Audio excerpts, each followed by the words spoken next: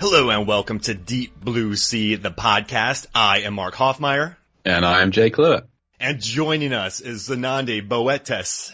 Hi, guys. Hi, Zanande. So happy to have you here. Listen, I've been waiting to be on a Deep Blue Sea podcast since forever. So this is really just like the best day of my life this year. Definitely this year. I can tell you that much. Very You just excited. need somebody to start a Deep Blue Sea podcast for you to be on it.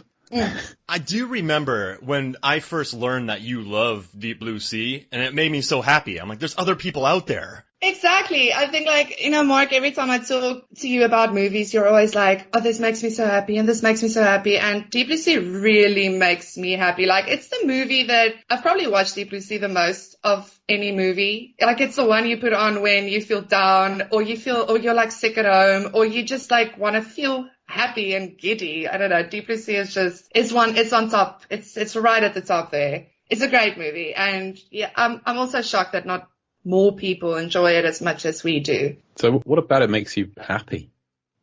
That you're not being ripped apart by sharks?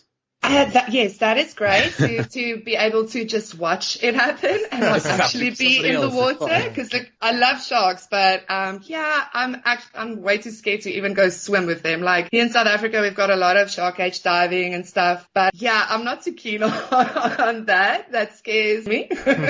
But yeah, I think it's just like, when I want to see a shark movie, I want to see sharks. And this movie has so many sharks. Like, they show us the sharks and they look good, honestly. 21 years later and these sharks still look good. Like, the animatronics were just amazing. Walt Conti's the best. And there's a scene, Right? so we're talking about chapter 3, which is Louisiana License. And there's a scene where in the background, the shark is just swimming around the tank. And it's just a animatronic shark built by Walt Conti. I would love to be the guy with the remote control, just steering that shark around the background. That's when you made it.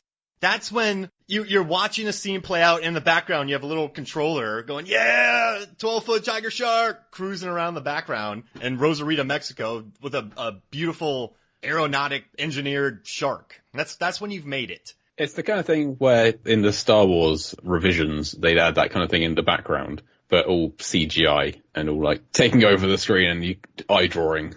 But this is just, it's natural. It adds to the environment. It's just, it's just out there swimming.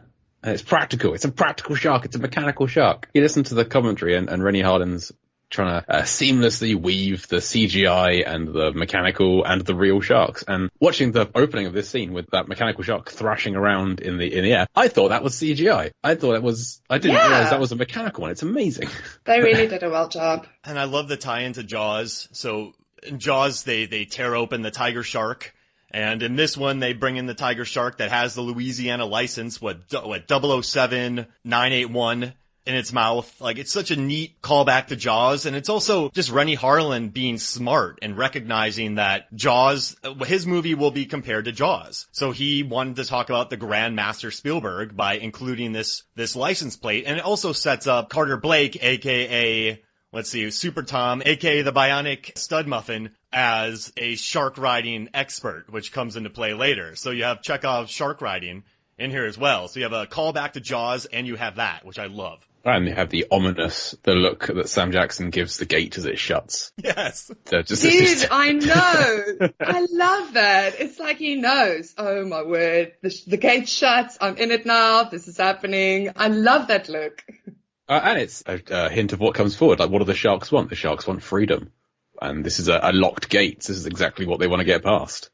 So this is the obstacle that the sharks, our heroes, are trying to overcome by the end of the film. Trying to escape this prison. Yeah, it's like when he says in the plane, like, Alcatraz floats. It's definitely that reference of, like, caged up and he knows he's in it now.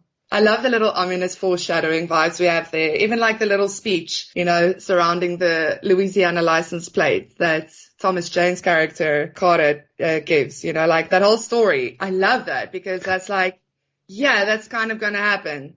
Sort of, just without the ending. I did some math. Do y'all want to hear this? Me too. All right, Let's see if we got the same thing. Oh, nice. So math, yay. I did some very simple, loose math. So I figured this shark He said that it got bought in a pet store. In Baton Rouge. Yeah, in Baton Rouge. The shark ate the owner, stole his truck, filled it up with water, and drove to Baja. So that's roughly somewhere around like 1,800-mile trip. Yeah. And I know this shark couldn't fill up, and I looked at a 98 F-150, Ford F-150 truck. This could never happen. But if he filled it up with water, this truck gets 16 miles in the city, 21 on the highway. So I just said 18 miles per gallon. Its tank holds 25 gallons, so it can get about 450 miles total on a full tank. So it would probably have to stop 5 times for gas, which I would love to see a 12-foot tiger shark in a F-150 that's been sealed off with water, cruising, by the way, paying for gasoline, or expressing to someone at a gas station, listen, I need gasoline. I have cash outside. Please take out what you need, and I will continue driving. I can imagine it like unwinding one of the windows and just sticking a fin out one side and just like, fill her up, mate, come on. Yeah, while it's picking the bones from his teeth with the license plates. Yeah. So we can totally see that, Mark. We can totally see that. Imagine being that driver. So I've done the math too before with Michael Myers' trip from Illinois to California. And this is even a weirder filling up a gasoline tank, because Michael Myers had to refill several times too to get to his location. But I like that idea. He's just cruising. He's got a trucker hat on. Getting a sunburn on one flipper. Oh! Yes. Oh man, listening to the song, Barracuda over and over.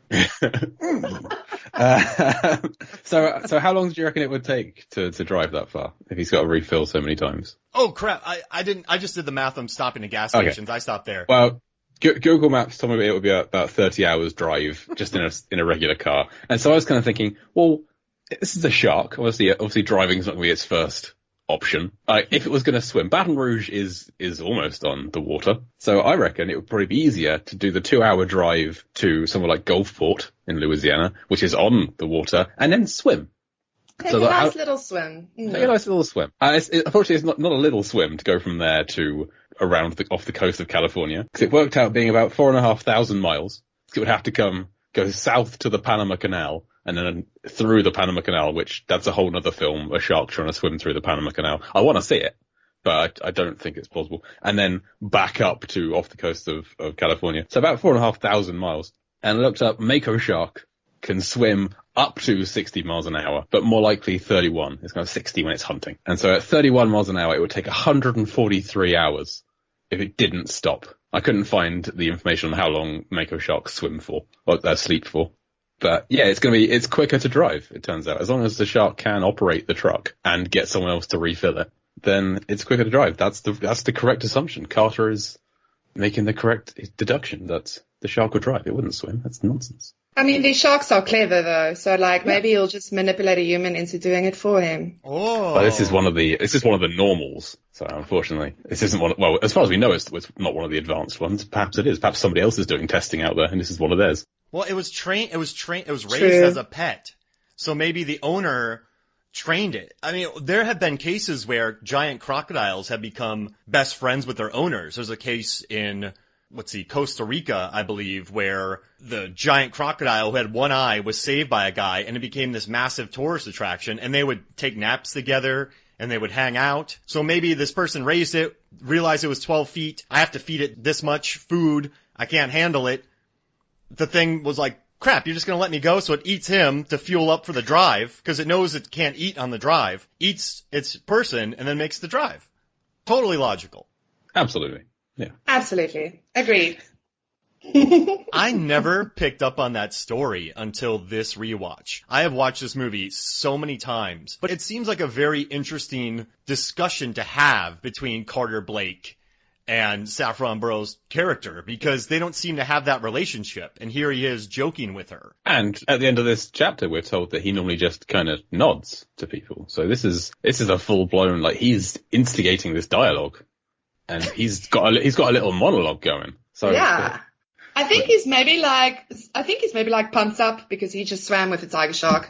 Yes. And now he's all adrenaline and stuff. And here's this pretty lady, and he's like, "Hey, pretty lady, you want to hear a story?" type of vibe. I'm not saying it's cool, but I'm saying that's probably why he spoke more than usual. Maybe. Wow. I want a deleted scene where later on, he's just in his room going, stupid, so stupid, why did I say that? That was so stupid. Drive across country. Baja's so far away.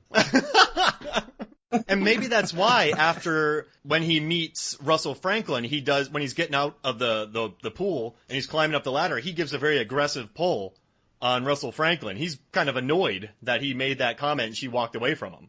It'd be quicker to drive to San Diego than to Baja. They're both on the sea. Honestly, what a dumb story. I do like that scene though with the dynamics because it's like, it starts off friendly. It's the first little conversation that these two have. It starts off friendly and then he finishes the story and he's like, we need to talk. Yeah. And she's just like, later, So it goes from this kind of, what are they flirting? What's happening here? To, oh, okay, no, they're not that good of friends. So that's also, I think, like a nice little intro to the characters because you're like, trying to fit everyone together and who likes who and who doesn't like who. Because, he doesn't like Samuel Jackson's character because he goes on about the rich suit. So he just sees him as a rich suit, the rich guy, the corporate guy. Who's paying his wages. Yeah. I've never quite understood. Like, maybe if you're nice to this guy, he might not shut you down. I don't know. I know. And Russell Franklin's visit is totally warranted. A genetically modified super shark presumably jumped out of Aquatica and harassed teenagers on a boat. Exactly. This is not, hey, I'm just here to shut you down. No, this is, guys, I have $200 million into this. 4 teenagers were almost murdered.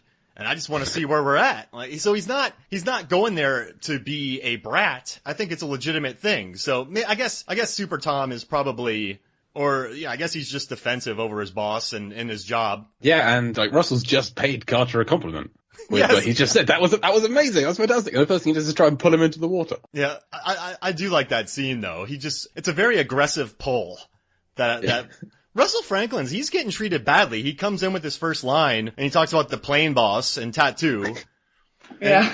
Janice wants nothing to do with that. Well, that was a Sam Jackson improv that she didn't know was coming. So. Oh, really? Yeah. I didn't know that. I think you're saying, Sam Jackson's got a commentary for it, and he mentioned it there. And it makes sense, though, because it's a reference she doesn't understand. Like, the first 20-odd times I watched this, I had no idea what he was talking about. It's only since that Fanta-Sea Island film came out this year that I've kind of looked into it. Thought, that's what he's talking about. He's sort of the show from the 70s. Yeah. With Hervé Villechaize, which I looked up some today, and it sounds very problematic, that show. We're not going to go into it, but I don't think it's going to be re-released anytime soon. The plane boss. It sounds interesting. Yeah, the way he says it, geez, like, how embarrassing for you. And why is the marine biologist there giving him the tour? Is there not a site director? I feel like there must be a manager. Well, they're going to the skeleton crew in the next scene, so maybe of the people that are left, she was the one who didn't have anything to do at that point. Like, Scoggins is off fixing the fences where the shark got out, and Carter's wrangling with the shark, and Breach is cooking, and Ida Totoro is watching the boat go away. Everyone else is busy. She's just happens to be available, perhaps. Yeah, I guess that makes sense. Too logical. Sorry. I think she might be the best at expository dumps, too, because she does a lot of work. Yes. She does a lot of work in the first 15 minutes of this film, but it feels natural the way she dumps this expository dialogue. I love it. Yeah, we get more of that next week and the week after, and I think the week after that. She's got a lot of exposition for the next few scenes. Yeah. Good. Have fun with that. Yeah. Hey, Zanandi, did you notice when Sam Jackson's yelling, "Hey, watch out," to Super Tom riding the shark, that Janice was in the background making shocked looks? Did you notice that scene? Yeah, I did. I was like, is she just in awe or what's that? It was almost like she saw it for the first time. And I was like, are you new to this? Because, obviously we learned that she's not. And I always find it funny because, yeah, she's got that expression of, whoa, someone seeing it for the first time. And it's weird because, did she? They do the feeding and Carter always does the feeding. So. And she's like the actress, Jacqueline McKenzie, isn't actually, there's nothing happening that she's reacting to. Like, the whole shark wrangling, that's happening a different time, a different place. Sam Jackson's just yelling at nothing. So she's there, mouth agape, also at nothing. So it's really odd to see. It's a funny little edit, I think. It's a funny little, they try to build it up, but it's a funny one. And I like that Sam Jackson in the commentary.